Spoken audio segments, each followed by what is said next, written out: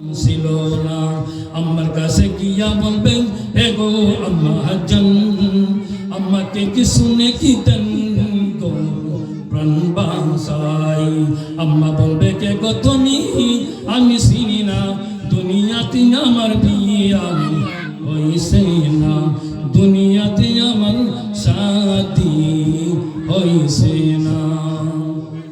জেলতের কাছে যাবে আত্মীয় স্বজন কাছে সবাই ফিরাই দিবে কেউ আর একটা নেক দিবে না এই জন্য আমরা নেকির জন্য পাঁচ ওয়াক্ত নামাজ পড়তে হবে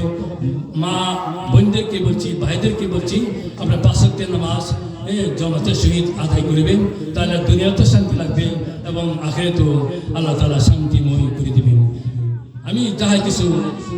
কোরআন থেকে পাঠ করেছি বয়ান করেছি বাংলা চোরা সবাইকে আমল করার তৌফিক দান করুক ওয়া আখিরি দাওয়ানা আলহামদুলিল্লাহ রাব্বিল আলামিন।